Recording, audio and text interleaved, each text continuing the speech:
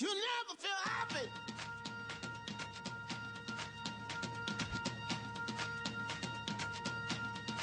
Never feel happy. No, you won't. Until you try. You never feel happy.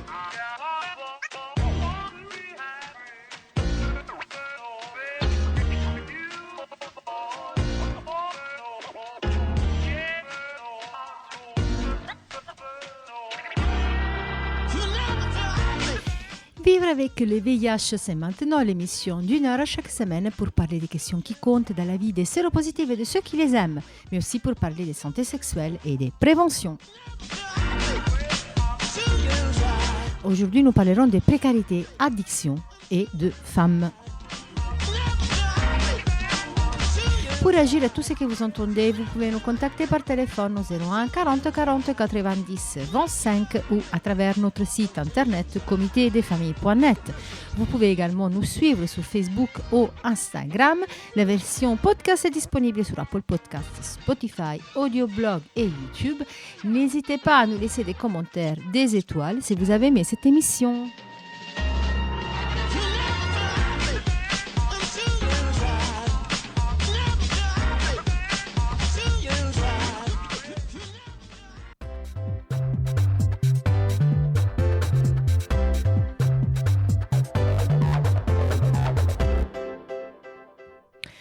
Aujourd'hui, j'ai eu le plaisir de trouver Marie Ongun Rombaldi, déléguée générale de la Fédération Addiction, avec qui j'ai discuté des précarités d'addiction de femmes. J'ai enregistré l'émission car Marie vit au Canada. Il y a un certain décalage horaire. Je la laisse se présenter.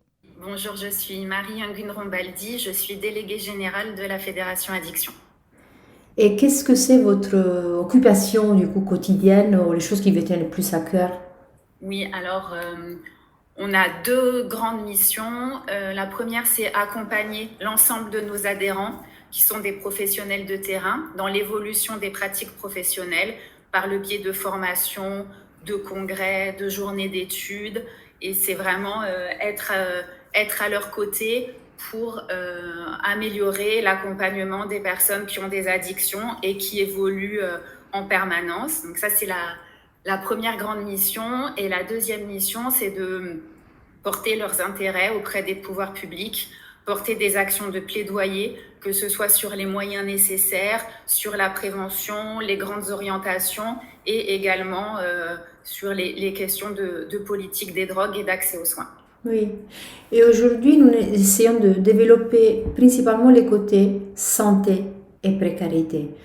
L'observation même commune et nous fait comprendre qu'il y a un grand lien entre précarité et santé. Est-ce que vous pouvez nous développer plus? Oui, il y a un lien très important entre la précarité et la santé et je dirais encore plus peut-être lorsqu'il s'agit de conduite addictive.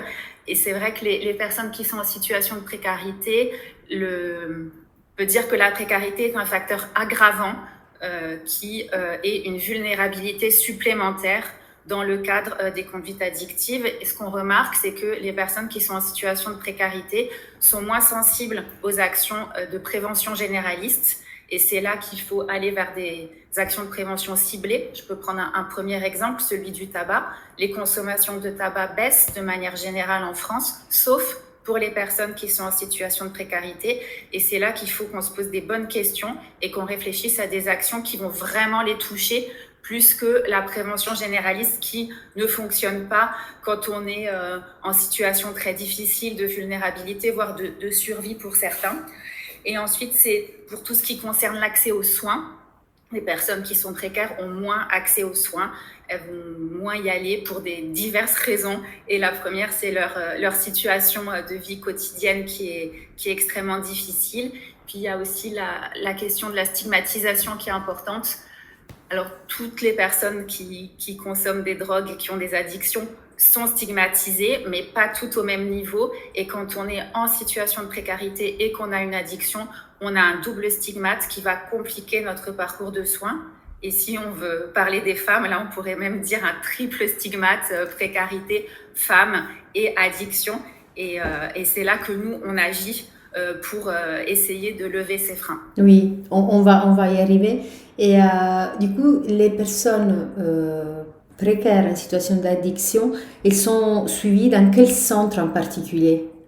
Oui, alors on a des centres spécialisés, donc qui sont les centres de soins qu'on appelle l'EXAPA et les centres de réduction des risques qui sont appelés les CARUD, qui sont ouverts à tous et toutes, qui sont anonymes et gratuits. Donc les personnes en situation de précarité, comme tout un chacun, sont les bienvenus dans ces structures et des efforts importants sont faits pour les accueillir en fonction de leurs besoins. On peut prendre un exemple, un certain nombre de personnes qui vivent à la rue sont accompagnées de chiens et un nombre important de CARUD a fait des efforts d'aménagement pour pouvoir accueillir le mieux possible les personnes avec leurs chiens parce que sinon elles ne venaient pas. Après, on a ce qu'on appelle le secteur non généraliste que les personnes précaires fréquentent, notamment tout ce qui est centre d'hébergement d'urgence, centre d'hébergement et de réinsertion sociale. Et là, on mène des actions en partenariat avec les gestionnaires de ces centres. Donc des actions, on va dire un partenariat national avec la Fédération des acteurs de la solidarité et des partenariats avec des associations gestionnaires comme la Croix-Rouge, la Fondation de l'Armée du Salut, où on travaille avec eux l'accompagnement, le repérage des personnes dans leur centre, comment mieux les accueillir et comment les accueillir aussi avec leur consommation. On a beaucoup travaillé sur l'alcool, par exemple, et le fait interdire l'alcool dans ces centres, c'était pas forcément la meilleure solution parce que si on considère que les personnes sont chez elles, il n'y a pas de raison qu'on leur interdise quelque chose que des personnes qui ont un logement peuvent faire sans problème. Après, il y avait aussi la question du collectif qui était posée et on le savait, mais on l'a prouvé que les personnes, quand c'était interdit, les personnes s'alcoolisaient massivement avant et ça causait plus de problèmes que le fait d'accepter la consommation d'alcool tout en la régulant. Et en fait, le message principal, c'est que ce sont les comportements agressifs qui doivent être gérés et pas le produit qui parfois peut augmenter ou entraîner ce comportement. Et en tout cas, bien faire la distinction entre consommation du produit et comportement. Donc voilà, c'est des exemples de tout ce qu'on fait avec le secteur de la précarité et je dirais un petit peu comment mieux accueillir chez nous et comment mieux accueillir chez les autres aussi. Et d'ailleurs, dans ces centres que vous avez cités, on peut parler des enjeux de santé globale. Des personnes ne sont pas que pris en charge pour leur addiction. Oui, tout à fait. Et il y a aussi des partenariats avec la santé. En fait, c'est comment faire entrer la santé dans ces centres, en tout cas pour un première approche, et après comment faciliter aussi l'accès des personnes hébergées dans ces structures dans le droit commun. Comment faire en sorte qu'elles puissent être accueillies aussi dans des hôpitaux, chez le médecin généraliste. Et ça, c'est tout un long travail qui est pratiqué au quotidien. Vous disiez tout à l'heure, on ne va pas interdire la consommation d'alcool. Bon, ça nous porte aussi sur le fait que interdiction et addiction, ce n'est pas quelque chose qui vont bien ensemble. C'est quelque chose qui ne fonctionne pas du tout, malgré les discours actuels du gouvernement. Hein. L'interdiction, la répression et aussi la culpabilisation ne fonctionnent pas. C'est même délétère au niveau de la santé. Ça n'empêche pas de consommer, ça n'empêche pas d'avoir des addictions et ça crée, à contrario, un tabou, une peur qui fait que les personnes vont hésiter à aller consulter, elles vont se cacher pour consommer, elles vont prendre des risques.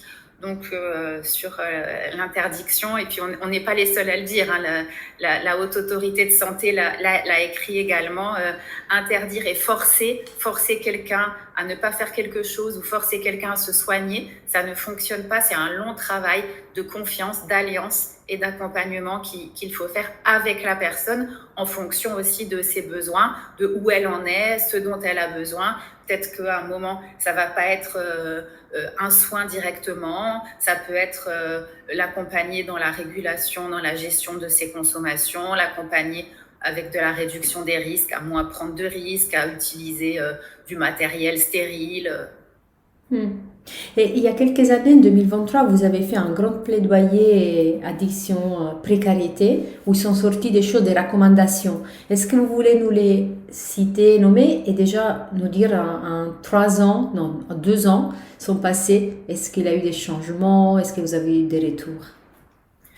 Alors, on a dans ce plaidoyer qu'on a écrit avec la Fédération des acteurs de la solidarité, avec laquelle on a un partenariat de plus de 10 ans, on a voulu l'inscrire dans un contexte de politique générale où c'était important pour nous de dire en première intention que la politique des drogues telle qu'elle se pratique depuis la loi de 1970 en France est délétère pour la santé des personnes. Donc on s'est positionné pour la dépénalisation de l'usage simple de drogue, considérant que pénaliser les consommateurs, les considérer comme des coupables de délits était délétère et empêchait leur accès à la santé.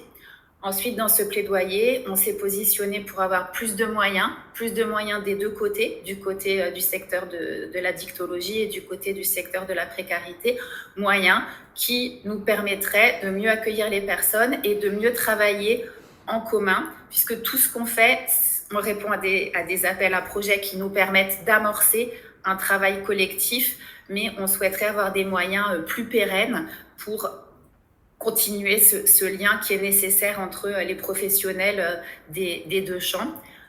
On a également, dans ce plaidoyer, insisté de manière très importante sur la nécessité de valoriser les savoirs issus de l'expérience des personnes et de travailler sur la pérédance. C'est fondamental côté précarité et côté addictologie pour s'appuyer sur le vécu des personnes qui sont nécessaires pour aider, pour accompagner. Donc la fonction de père aidant, pour nous, elle doit être développée, elle doit être soutenue et on doit avoir les moyens nécessaires pour avoir davantage de pères aidants dans les établissements et les accompagner. Par exemple, sur les actions concrètes issues de ce plaidoyer, on a, dans le cadre d'un projet avec la Fondation Armée du Salut, on a une équipe nationale dans laquelle il y a des pères aidants. Et c'est vraiment important pour nous. On a des pères aidants dans les établissements, on a des pères aidants aussi dans les équipes nationales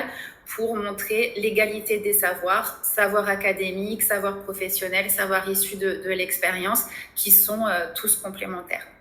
Dans ce plaidoyer, on avait également mis l'accent sur la situation des femmes, comment mieux accompagner les femmes. Et en exemple d'action, on a le projet Maëlle qui continue et qui permet de mieux accueillir et davantage accueillir les femmes dans les accueils de jour. C'est vrai que, alors de manière générale, nous dans le secteur addictologique, dans les XAPA, les CARUD, on a en général 80% d'hommes qui fréquentent ces structures, 20% de femmes, ce qui ne correspond pas du tout à la réalité des consommations. Et dans certains accueils de jour, c'était encore pire avec 90% d'hommes parfois et 10% de femmes. Donc le gros du travail, c'est permettre aux femmes de venir, de se sentir à l'aise, d'être écoutées, d'être dans un environnement favorable pour elles, et de savoir que oui, elles peuvent y aller sans risque, elles peuvent y aller en toute tranquillité. Ce projet justement, le projet Maëlle, c'est un acronyme, je crois, Mission d'accompagnement, d'accueil et d'addiction pour elles. C'est Oui, ça. c'est ça. C'est très, très bien, très, très beau à le prononcer aussi. On dirait un prénom, c'est un acronyme, voilà, il y a tout un jeu de mots. Je pense que vous avez bien réfléchi dessus. Oui. Et vous disiez, le projet continue, c'est-à-dire, je crois avoir compris qu'il y avait une première partie et une deuxième qui est en train de se développer encore. Oui, la deuxième partie est en train de se développer vers de nouveaux accueils de jour où on continue le travail pour améliorer l'accompagnement des femmes qui ont des addictions dans les accueils de jour. Du coup, le but, ça reste comme dans la première partie, c'est celle de voir comment ça fonctionne dans les accueils du jour, l'améliorer pour porter votre soutien, votre expertise, en fait, c'est ça? Oui, exactement. On travaille souvent comme ça sur comment dire, de cette manière. L'interface, en tout cas, co-transfert de connaissances, je ne sais pas si c'est Oui.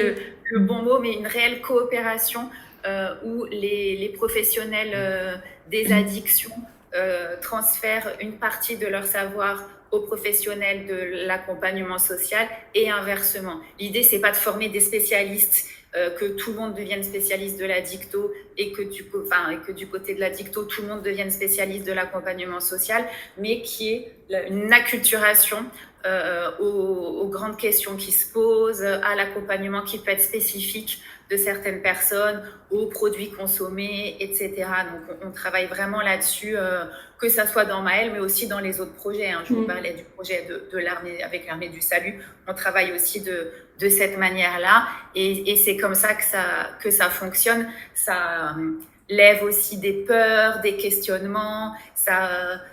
Rien n'est mieux que de travailler entre pairs et de confronter ces expériences, mais ça prend du temps et ça nécessite des moyens, et c'est pour ça qu'on revient aussi toujours sur nos plaidoyers financiers et budgétaires, parce que voilà, si on veut des actions ambitieuses, il faut également des moyens ambitieux. Oui.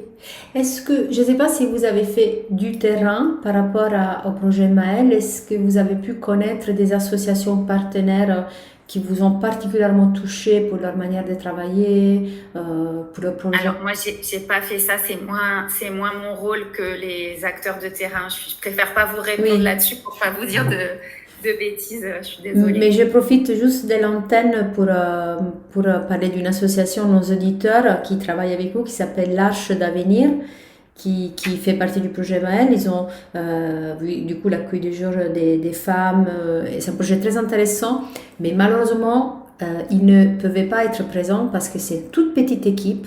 En fait, je comprends, moi je suis journaliste, j'aime bien les avoir à l'antenne, mais le terrain c'est le plus important. Tout à fait, et c'est vrai qu'on est partenaire avec eux. Alors moi, je n'ai pas eu l'occasion d'aller dans leur structure, mais mes collègues y sont allés et ont pu me faire un retour extrêmement positif. Et c'est vrai qu'on en revient aussi à la question des moyens, et dans les équipes, les moyens se concentrent sur l'accompagnement au quotidien, et c'est pour ça qu'il faudrait davantage de moyens, parce que faire connaître aussi les dispositifs quand on a le temps, c'est extrêmement important aussi. Mais malheureusement, les moyens n'y sont pas. Donc, les personnes se concentrent sur l'accueil du quotidien et l'accompagnement. Tout à fait. Et vu que nous sommes maintenant on est arrivé à parler plus du côté addiction femme, est-ce qu'on peut rentrer un peu plus dans les détails? Par exemple, on parle déjà d'addictions différentes entre hommes et femmes.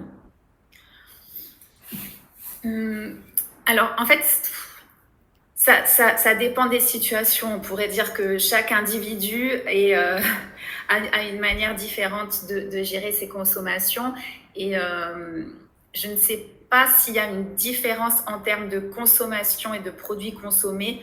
Oui, de manière générale, les femmes vont plus consommer certains médicaments ou certains produits que les hommes. Elles vont moins consommer d'alcool et plus de médicaments. Mais ça, c'est une généralité. Et finalement, ce qui est le plus intéressant, c'est de regarder les situations individuelles et les situations aussi en fonction de sa catégorie sociale. Parce que c'est très différent quand on est une femme d'un milieu aisé et une femme en situation de précarité. Après, ce qui est commun, je dirais, aux situations des femmes, c'est pas tant les produits consommés et la manière de consommer, mais c'est la stigmatisation qui va peser sur elles en tant que femmes. Et cette stigmatisation, elle est partagée entre toutes les femmes, et c'est là-dessus qu'il faut travailler. Si on prend l'exemple d'une femme qui consomme de l'alcool, elle ne sera jamais traitée comme un homme qui consomme de l'alcool. Oui, que tout milieu confondu.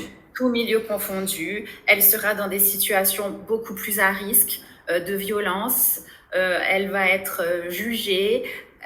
Et ça, c'est vraiment des axes de travail très importants sur les représentations et la manière dont sont traitées les femmes dans la société. C'est vraiment là-dessus, nous, qu'on essaye d'agir, et également le fait d'avoir des lieux aussi spécifiques pour les accueillir, pour qu'elles puissent parler de leur consommation. Parce que qui dit stigmatisation dit tabou, et la difficulté, c'est que plus que les hommes, les femmes vont cacher leurs addictions ou leur consommation problématique et à les consulter très tardivement. Donc là aussi, c'est vraiment un travail sur les représentations et l'accueil et qu'elles aient des espaces où elles puissent parler et être accueillies sans jugement pour aborder ces questions qui sont plus difficiles à aborder quand on est une femme. Tout ce que vous venez de dire, du coup, ça justifierait pourquoi dans les accueils du jour, on a presque 90% d'hommes et pas des femmes. Oui, elles ont peur d'y aller, surtout sur les femmes en situation de précarité, la vie dans la rue est difficile et violente, elles n'ont peut-être pas envie ou peuvent se sentir impressionnées d'arriver dans un endroit où il y a 15, 20 hommes et être la seule femme, ça risque de repartir très vite. Et c'est pour ça qu'on veut créer aussi, grâce à la pérédance, à la médiation, des lieux où les femmes peuvent se retrouver entre elles et discuter. Ça peut prendre le modèle d'accueil non mixte, mais ça peut se faire aussi dans des établissements mixtes avec soit des demi-journées consacrées, soit juste un espace consacré. Donc c'est vraiment variable. Mais en tout cas, il y a un gros travail à faire là-dessus pour que les femmes se sentent à l'aise de parler de ces consommations. Et l'endroit où on ne juge pas et où on est bienveillant, c'est vraiment les structures d'accompagnement en addictologie. Et donc, il faut passer très fort ce message. Oui, du coup, pour vous, déjà, une des choses très importantes, c'est vraiment le lieu physique, aussi construire, par exemple, des lieux à part pour les femmes, pour qu'elles puissent se retrouver. Du coup, les lieux, les pères aidants. Oui. Et la clinique et l'accueil et le non-jugement, la posture, je dirais la posture d'accueil qui doit redoubler de bienveillance pour vraiment montrer qu'on est dans le non-jugement et que les femmes peuvent parler de leur consommation. C'est très difficile. Une femme, elle va toujours être jugée. Et alors, si elle a des enfants, c'est encore pire. Elle aura toujours peur d'en parler. Elle va croire qu'on va lui retirer ses enfants, qu'on va considérer qu'elle est une mauvaise mère. Donc, il y a aussi tout ce travail qui est fait à destination des femmes qui ont des enfants pour les rassurer et leur dire qu'elles ne seront pas jugées et qu'elles peuvent tout à fait parler de leur consommation et qu'on est là au contraire pour les aider et pas pour les enfoncer encore plus, je dirais, dans une autre galère. Est-ce que peut-être de la première partie de Maëlle, il y a déjà des lieux qu'on peut citer comme exemplaires de ce modalité de fonctionnement, qu'ils ont déjà mis en place ces types de soutien pour les femmes? Alors, là, les lieux, je suis désolée parce qu'en plus je suis au Canada, il est très tôt et j'ai pas les lieux de Maëlle 1 en tête, mais du côté de la dictologie, je peux vous citer un exemple d'accueil spécifique pour les femmes qui est l'accueil Beau Repère de l'association Sharon Opelia qui accueille spécifiquement des femmes et on voit des améliorations et c'est quelque chose d'extrêmement positif et on pense qu'il faudrait davantage de lieux pour ces personnes et je pense aussi à un centre d'hébergement dans le nord de la France géré par la Belge Solidarité qui s'appelait qui s'appelle maintenant la maison Corinne Massiero, je crois, qui a changé de nom et qui accueille des femmes sans domicile fixe, consommatrices de drogue, en partenariat avec le secteur de la dictologie. Donc voilà, il y a des choses qui existent, mais qui sont insuffisantes. En tout cas, il faut des projets spécifiques pour vous. Il faut des projets spécifiques. En fait, je dirais qu'il faut les deux volets. Il faut des projets spécifiques et il faut travailler aussi dans le généraliste à mieux accueillir les femmes. Et merci à la Fédération Addiction, à Marie Angoun Rombaldi pour cette interview, pour ces informations qu'elle a partagées avec nous. Aujourd'hui, pour compléter cette fenêtre dédiée aux addictions, j'ai décidé de vous reproposer un témoignage que j'ai extrapolé d'une émission de l'année dernière. L'année dernière, à cette époque, c'était le moment du SIDAction. Nous avons l'habitude de faire des émissions spéciales SIDAction prison. C'est un sujet qui nous tient toujours à cœur. Et du coup, cette année, je vais vous reproposer l'interview de Stéphane Matar. À l'époque, il était patient expert de l'association Aide. Maintenant, il est parti pour d'autres aventures. On l'aura à nouveau à bientôt sur nos ondes. Mais lui aussi, il était à l'étranger. Il ne pouvait pas être présent à cette émission. Mais je me suis rappelé qu'il nous avait quand même livré un beau témoignage l'année passée. Je vous le repropose aujourd'hui. Je m'appelle Stéphane, j'ai 52 ans et j'ai eu des conduites addictives depuis l'âge de 12 ans en fait. Mes premières addictions, l'alcool, le tabac et très vite je suis passé aux drogues dures à l'âge de 15 ans sous toutes ses formes, sous tous les modes de consommation et j'avais la vie qui allait avec. C'est-à-dire une vie de consommateur actif, trouver de l'argent, se défoncer et ça a duré pendant 36 ans de ma vie. Voilà, donc ce qui m'a amené plusieurs fois en détention, ma première incarcération en 1995 à la prison de la Santé, en 2017 à Fleury-Mérogis et 2019 de retour à la prison de la Santé, mais dans des meilleures conditions puisqu'elle avait été refaite entre-temps et que c'était plus du tout les mêmes conditions. Mais oui, voilà, donc j'ai un parcours criminel derrière moi. Aujourd'hui, je suis militant et salarié pour l'association Aide. Voilà, je trouve que ça a beaucoup de sens pour moi. Je suis sorti de l'addiction depuis un peu plus de 3 ans, grâce au groupe de parole et d'entraide. Pour pas les citer, mais en tout cas, c'est ma solution à moi que j'ai trouvée pour pouvoir m'éloigner en fait de tous les produits. C'est une solution qui existe parmi tant d'autres. Et aujourd'hui, le fait de me tourner vers l'humain et de redonner ce que j'ai pu avoir gratuitement grâce à ces groupes de parole, voilà, je trouve que ça fait beaucoup de sens. Surtout en plus d'être là et de parler autour d'une table avec des professionnels de santé qui interviennent dans le milieu carcéral. Moi, mon expérience en milieu carcéral, voilà, comme j'ai pu entendre là ce matin, tout dépend déjà du service pénitentiaire, de la maison d'arrêt dans laquelle on est incarcéré. Elles n'ont pas du tout toutes le même fonctionnement. Ça va aussi dépendre des moyens humains, des moyens matériels aussi mis à disposition. Donc en fait, tout ça fait que le fonctionnement n'est pas pareil dans chaque maison d'arrêt ou centre de détention, quoi.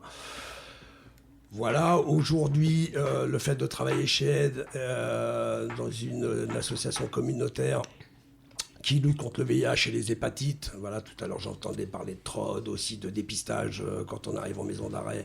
Moi, je ne l'ai jamais connu, à part si on le demande, mais comme je ne l'ai jamais demandé, et je pense que ça, il y aurait un travail à faire au niveau prévention et de dépistage un peu plus formel, ou par TROD ou par prise de sang, comme il a été dit tout à l'heure par le docteur Caudron. Il y en a qui peuvent être réticents à se faire une prise de sang, mais de proposer de faire un TROD. Voilà, en fait, je pense que c'est aussi beaucoup le fait de dialoguer, mais pour dialoguer et pour informer, il faut du temps. Voilà, quand vous arrivez au quartier arrivant, c'est à la chaîne, en fonction du nombre de nouveaux arrivants qu'il va y avoir. Donc, vous restez 10 minutes dans le bureau du médecin et puis on passe au suivant. Donc, en fait, tout ça, voilà, c'est aussi fait avec les moyens qui sont mis à disposition à ce moment-là, quoi. Donc, je ne jette pas du tout la pierre. Chacun fait de son mieux. Voilà, ça me fait bizarre de dire ça, mais c'est une réalité, hein, même l'administration pénitentiaire. Voilà, ça reste de l'humain, il y a des erreurs, on peut toujours s'améliorer. Et je pense qu'il y a beaucoup de choses à faire encore. Voilà, on parlait de prévention tout à l'heure au sein de l'administration pénitentiaire. C'est pareil, si vous n'allez pas chercher l'information ou si vous ne vous y intéressez pas, c'est très compliqué.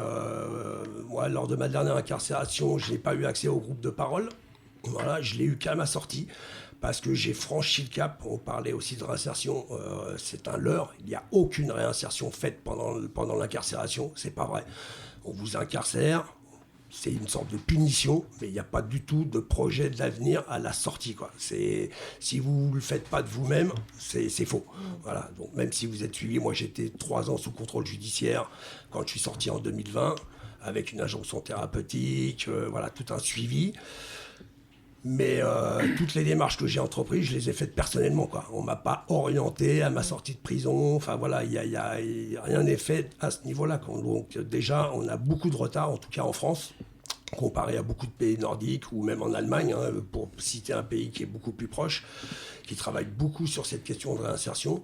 Mais bon, on a toujours 30 ou 40 ans de retard, voire peut-être plus. Et voilà. Alors, est-ce que c'est dans les tablettes des pouvoirs publics? Je ne sais pas, mais en tout cas, voilà, de 95 jusqu'à 2019, j'ai vu qu'il n'y avait aucun changement par rapport à ça. Donc voilà ce que je peux dire sur... voilà, je ne sais pas si vous avez des questions ou autre chose. Oui, en fait, moi, justement, tu as déjà un peu répondu, mais justement, les conseils que tu pourrais donner à une personne qui sort, dans le sens, pour toi, l'engagement associatif, peut-être c'était quelque chose qui l'a changé, je ne sais pas, qui t'a mené quelque part. Est-ce que c'est quelque chose que tu peux conseiller aux autres?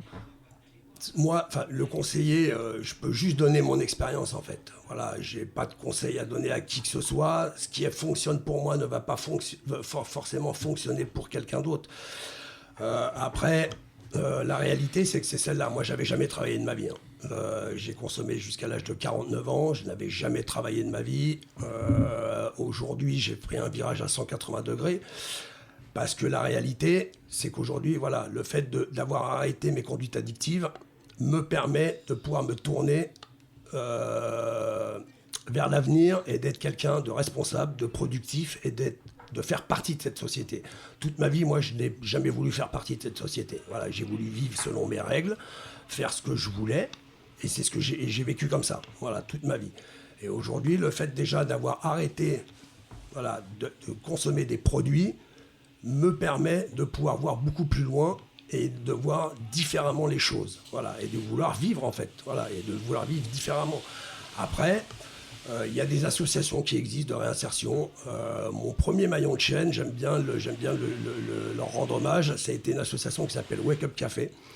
C'est une association qui prend les sortants de prison et qui les aide à se réinsérer dans la société à travers différents thèmes, sur la reconstruction de soi, sur comment faire un CV, une lettre de motivation, qui ont beaucoup de partenaires, les Restos du Cœur, Nespresso, enfin voilà, je ne vais pas tous les citer, mais qui favorisent le retour à l'emploi.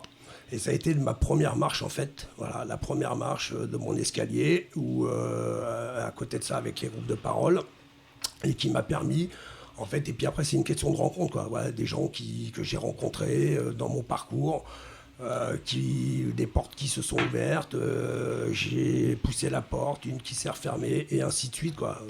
Et si on m'avait dit qu'un jour, voilà, je serais ici à vous parler de mon expérience et de mettre à profit mon expérience, que c'était ce qui pouvait valoriser mon parcours et d'aider les autres, bah, c'était inimaginable il y a encore 5 ans en arrière. Mais aujourd'hui, voilà, je suis patient expert, j'ai repris des études, j'ai été certifié la semaine dernière. Enfin voilà, quoi, ça avance, quoi. Et tout ça, et je suis avec vous aussi ce matin. Donc ouais, si je regarde un peu en arrière, je fais le bilan. Voilà, mais c'est aussi une question de volonté, quoi. Voilà, quand je suis sorti à 49 ans de détention, je me suis dit qu'il fallait que je fasse quelque chose, voilà, pour changer de vie, quoi. Voilà. Oui. Mais c'est un désir personnel aussi, quoi. Mais si les choses étaient faites en milieu carcéral déjà pour la sortie, au niveau de la réinsertion, peut-être qu'il y aurait moins de récidives. Mais grâce à des associations comme Wake Up Café, le taux de récidive sur les 5 ans voilà, est assez impressionnant, quoi. De non-récidive, pardon, voilà. De non-récidive est assez impressionnant, quoi.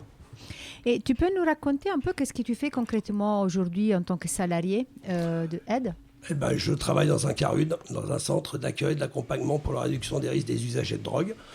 Donc en fait, on fournit du matériel pour les usagers de drogue, voilà, que ce soit des consommateurs, pour tout consommateur de produits psychoactifs. Il y a de l'accompagnement sur le suivi médical, les orientations pour ceux qui veulent avoir un parcours d'abstinence, du dépistage, TROD, VIH, VHB, VHC, syphilis, voilà, de l'accompagnement en santé sexuelle. Enfin, c'est assez large, quoi. Aide milite à différents champs d'action. Donc, mais moi, principalement, voilà, je travaille dans ce CARUD près des Halles et j'accompagne donc des usagers de drogue, quoi. Et c'est quelque chose qui te plaît en ce moment, ça? C'est quelque chose que je connais bien, surtout. Voilà, c'est quelque chose que je connais très très bien. Donc, et puis, comme je le disais tout à l'heure, voilà, je trouve du sens en fait à ce que je fais, quoi. Moi, j'ai pas eu cette chance-là quand j'ai été incarcéré J'ai pas eu les informations comme quoi des groupes de parole existaient, que les alcooliques anonymes ou les ENA venaient se réunir. Mais voilà, c'est peut-être que j'étais pas prêt non plus à entendre à ce moment-là. Mais aujourd'hui, voilà, je milite aussi beaucoup à travers ces associations-là où je retourne. D'ailleurs, c'est très drôle. Dernièrement, je suis retourné à la prison de la Santé, là où j'étais incarcéré, pour intervenir justement grâce à ces groupes de parole. Et voilà, mais tout ça, c'est ce qui donne du sens aujourd'hui à ma vie, quoi. Il y a aussi ce fait-là qu'il y en a beaucoup qui arrêtent leur traitement à cause de la stigmatisation. Que ce soit aussi bien pour ce traitement-là ou que ce soit sur les TSO, les traitements de substitution aux opiacés, parce que vous êtes tout de suite stigmatisé. Et quand vous arrivez en détention, le fait d'aller tous les matins à heure fixe pour aller chercher votre méthadone ou votre Subutex, vos codétenus savent très bien ce que vous allez faire et donc vous êtes beaucoup plus vulnérables. Et aussi, que ce soit pour les traitements contre le VIH. Donc il y a aussi ce rapport-là qui joue beaucoup, quoi. Voilà, sur la stigmatisation et des codétenus et des surveillants de l'administration pénitentiaire. Donc il y en a beaucoup aussi qui peuvent arrêter leur traitement ou par rapport à ça.